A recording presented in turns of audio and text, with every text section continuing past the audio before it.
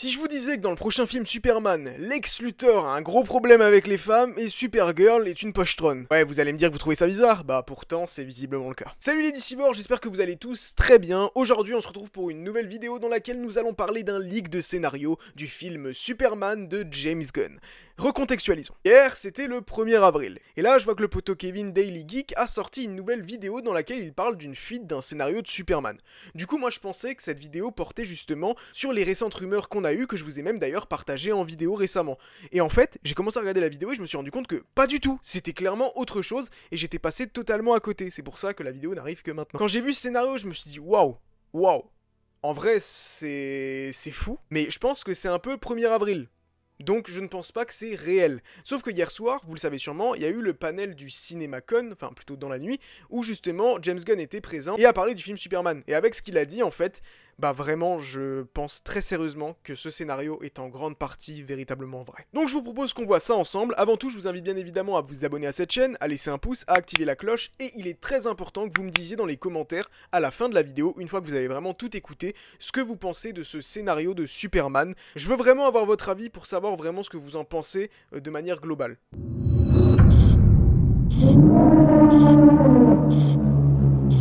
Et je précise, si vous ne voulez rien savoir concernant le film Superman, vraiment ne restez pas là, fuyez pauvre fou, vraiment ne restez pas, parce que vous risquez d'être spoilé et de vous gâcher la surprise, donc si vous êtes des petits curieux, restez, et sinon vraiment, gardez-vous la surprise pour le 9 juillet. Évidemment, j'ai mes petites notes avec moi, et puis on va voir ça ensemble. Superman est emmené à la forteresse de la solitude pour être soigné par les robots qui y travaillent. Bien ça, par exemple, ça a été corroboré hier soir lors du CinemaCon, où ils ont eu le droit à un extrait exclusif dans lequel on voyait Superman qui était blessé dans la neige et qui faisait appel à Krypto, comme dans la première bande-annonce, et où justement Krypto arrive apparemment sur lui, etc. Il veut jouer avec, sauf que Superman veut qu'il l'emmène à la forteresse pour justement être soigné. Il l'emmène et il y est soigné par des robots. Probablement que l'un de ces robots est Kelex. Donc cette scène a été montrée et là, ils disent exactement la même chose. Donc voilà, ça donne un petit peu plus de crédit et de fiabilité à cette suite de scénario, et c'est pas tout, il y a encore d'autres choses qui arrivent. En tout cas, cette scène, pour le coup, moi je pense que c'est typiquement le genre de scène qu'on peut retrouver dans un comics Superman, donc j'ai vraiment hâte de découvrir ça. En toute honnêteté, je vous le dis tout de suite, en toute transparence, il y a 2-3 petits points dans ce scénario qui me posent un petit peu problème, mais relativement, il y a des trucs qui sont quand même extrêmement cool. Je le redis encore une fois, j'ai des petites craintes sur ce film Superman, mais je pense qu'en vrai, c'est obligatoire d'en avoir parce qu'il y a un si gros enjeu autour de ce film, et malgré le fait que moi j'aime beaucoup ce qu'a fait James Gunn jusqu'à aujourd'hui, forcément il a un profil qu'on verrait pas systématiquement forcément tout de suite sur un film Superman. Il a même déclaré qu'à l'époque on lui a proposé de faire le film Superman et qu'il a préféré faire The Suicide Squad. Du coup voilà, c'est juste que c'est pas son genre de style, donc forcément on a quelques a priori, mais en toute honnêteté, je crois fortement en ce film, et j'ai envie d'y croire, j'ai envie de lui donner de la force, et je pense qu'il va être très bon.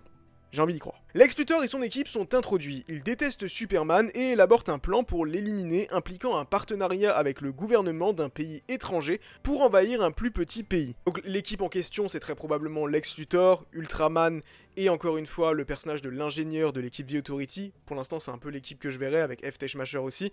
Maintenant, il y en aura peut-être d'autres, il y aura peut-être des surprises. Pour l'instant, ils ne disent rien là-dedans. Mais de toute façon, ce scénario, c'est les grandes lignes, mais il y a énormément de choses qui manquent, je pense, et je reviendrai dessus encore tout à l'heure. Au Daily Planet, Jimmy Olsen se comporte comme on s'y attendrait, mais avec un rebondissement. Les filles sont obsédées par lui et il ne peut pas échapper à leur attention. Ça, c'est quand même très drôle. Ça change un petit peu, ça... Pourquoi pas? J'ai envie de dire pourquoi pas. Comme dit, c'est un petit peu une nouvelle approche du personnage de Jimmy Olsen. Et en vrai, moi, Skyler Gisondo, dès qu'il a été casté, j'étais hyper content parce que vraiment, je trouve que ce cast est parfait. Je pense qu'on aura le meilleur Jimmy Olsen qu'on a pu avoir jusqu'à maintenant. Donc pourquoi pas, hein, qui sait, peut-être que voilà, il a la cote auprès des filles et voilà, c'est tout. Loïs se demande comment Clark parvient toujours à obtenir des interviews avec Superman, ce qui crée une certaine tension au sein du Daily Planet. Loïs rentre chez elle le soir et trouve Clark là-bas. Il est révélé qu'ils sortent ensemble secrètement depuis quelques mois et qu'elle sait qu'elle est au courant qu'il est Superman. Leur tension fait partie d'un jeu de rôle mignon au travail. Autrement dit, en gros, ils font genre qu'ils sont un petit peu en compétition au Daily Planet, histoire de ne pas éveiller les soupçons sur leur relation naissante. D'ailleurs, James Gunn a déclaré que, dans ce film, Clark serait follement amoureux d'une femme qui n'est pas sûre à 100% de lui. Et cette femme, c'est bien évidemment Lois Lane. D'ailleurs, entre parenthèses, pour revenir là-dessus vite fait, il a également déclaré qu'on découvrirait un Clark qui commence à bien réussir à jongler entre ses deux travails, à savoir être Superman et travailler au Daily Planet dans cette grande métropole qu'est Metropolis, et qu'il a quelques amis super humains, mais qui le pense un petit peu naïf, même s'il s'entend très bien avec eux. Dans son salon, Lois se plaint que Clark interviewe toujours Superman. Bon, la petite, voilà, elle est un petit peu vénère. Surtout que notez que d'habitude, c'est plutôt l'inverse, c'est plutôt Lois qui a tendance à interviewer le personnage de Superman. Par exemple, le fameux J'ai passé une nuit avec Superman qui est devenu culte aujourd'hui. Elle allume son micro pour l'enregistrer sur le ton du jeu, mais la situation dégénère en une longue dispute domestique sur la politique étrangère et l'implication de Superman. On le sait, il va y avoir du coup ce conflit au Boravia, donc évidemment, Superman dans les comics qui intervient au niveau de la politique étrangère, ça a toujours été un long débat, donc ça peut être très intéressant dans ce film. Lex Luthor libère des monstres dans la ville pour affronter Superman qui les vainc. Ce monstre, moi personnellement, je pense évidemment au Kaiju qu'on peut voir dans la bande-annonce qui est massif. La Justice Gang apparaît et aide au combat. Ils sont essentiellement un petit peu dépeints comme les gardiens de la galaxie. Alors la Justice Gang, c'est évidemment l'équipe composée de Guy Gardner, Mr. Terrific, Hawkgirl et peut-être le personnage de Métamorpho, mais encore une fois, là-dessus, je suis pas sûr. On sait que Stag Enterprise va être présent dans ce film. Simon Stagg, il n'y a rien de confirmé, il me semble. Mais du coup, peut-être que Métamorpho sera une des intrigues secondaires qui sera développée dans un autre projet. À un moment donné, Luthor entre dans la forteresse de Solitude, déchiffre les messages de Jor-El à propos de Superman, qui aurait été envoyé pour conquérir le monde et les diffuse à l'échelle mondiale. Ces messages retournent l'humanité contre Superman, le rendant marginalisé. Voilà. Ça, c'est le premier point qui me déplaît un petit peu. C'est cette histoire que, apparemment, Jor-El serait un antagoniste, serait vilain dans ce film, puisque il est dit ici qu'il aurait envoyé Clark pour conquérir le monde. Ça me fait énormément penser à Smallville et à l'introduction de Jor-El dans Smallville. Maintenant, c'est un petit peu difficile dans le sens où là, c'est dit de cette manière-là, mais par exemple, prenons le film Man of Steel, quand Russell Crowe, Jor-El, dit à Clark « Tu donneras au peuple de la Terre un idéal à atteindre, tatati tatata », en soi, si ces trucs-là avaient fuité, ça aurait pu créer un scandale. Donc c'est pour ça que pour l'instant, j'attends de voir le film, mais il y a un autre élément qui confirme là-dedans que Jor-El pourrait potentiellement être un antagoniste dans ce film, ou en tout cas être pas spécialement le bon et gentil Jor-El qu'on adore, et pourtant c'est un personnage que je surkiffe, donc je serais vraiment déçu si c'est le cas en toute honnêteté. Mais après, encore une fois, on peut avoir des a priori sur quelque chose, mais il faudra voir le moment venu. Superman, rejeté donc par le monde, retourne auprès de sa famille humaine. Ça, encore une fois, on a pu le voir dans le premier trailer, où on voit qu'il retourne à Smallville et où il a une scène avec Pa Kent. Lex Luthor a accès à un univers de poche, qui fait énormément du coup penser à Brainiac, qui est capable justement de réduire des cités comme la cité de Kandor, où il emprisonne les personnes qu'il déteste, y compris ses ex-petites amies. Le Lex Luthor de Nicholas Hoult, je le défends depuis le début, je trouve qu'il a l'air incroyable, je pense qu'il va être génial en Lex Luthor, peut-être même le meilleur Lex Luthor qu'on va avoir. Maintenant, en toute honnêteté, le fait qu'il enferme ses ex-petites amies dans des univers de poche, c'est un peu too much, et justement, Luthor c'est un rageux, mais je le verrais au-dessus de ce genre de comportement, donc ça me paraît bizarre. Par contre, le deuxième point, c'est qu'il bat violemment Crypto et l'emmène dans cet univers de poche. Ça ne me surprendrait pas. Et justement que James Gunn joue là-dessus, on connaît tous la tâche de James Gunn par rapport aux animaux, et honnêtement, on voit quelqu'un qui frappe un chien, c'est juste... voilà. Donc, histoire qu'on déteste vraiment ce Lex Luthor, ce serait bien vu.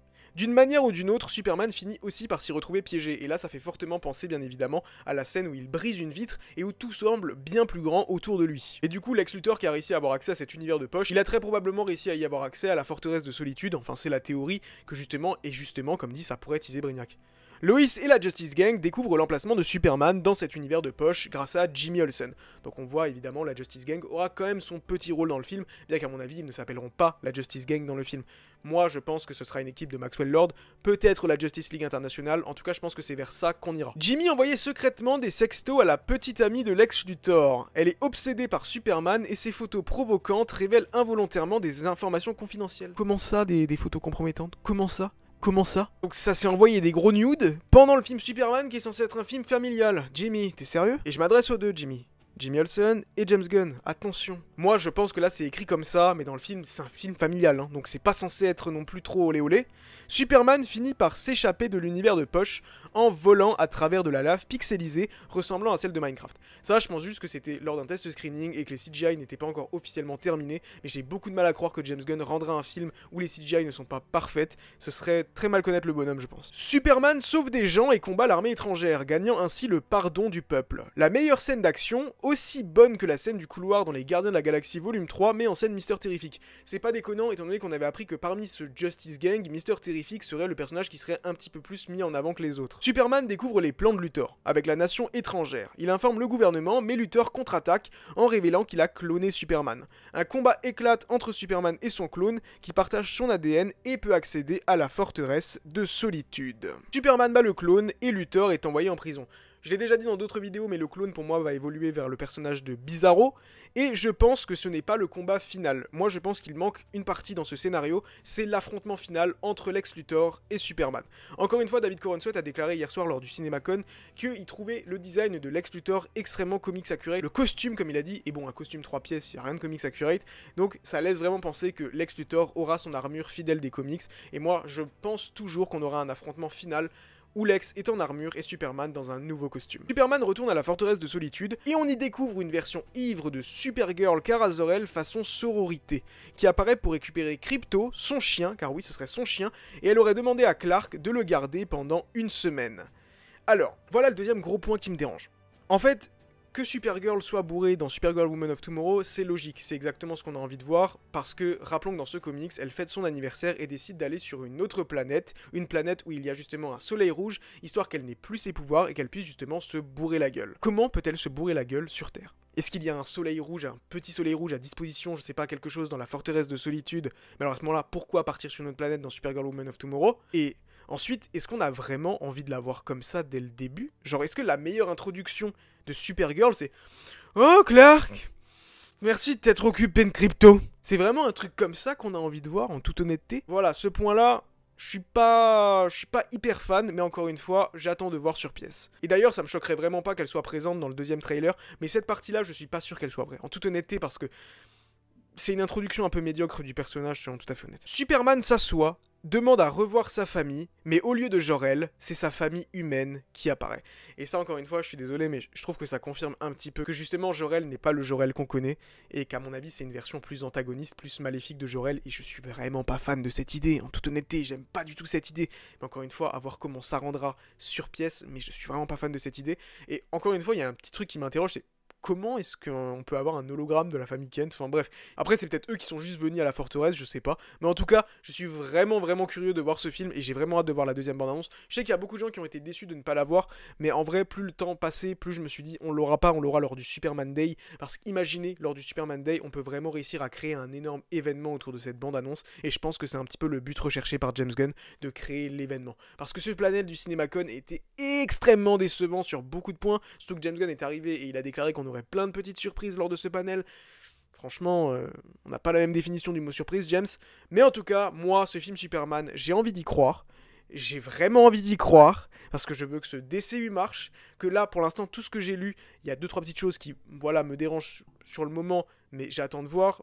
Le ton humoristique, qui est beaucoup décrié, moi, ça ne me dérange pas, ça dépend dans quelle mesure c'est fait. Si c'est de l'humour qui fonctionne, et il y a des rumeurs qui évoquent que c'est un très bon humour, des rumeurs qui évoquent que c'est un humour lourdingue, donc on peut pas trop savoir sur quel pied danser, mais j'attends de voir ça, mais qu'il y ait de l'humour dans un film familial Superman, c'est pas du tout déconnant.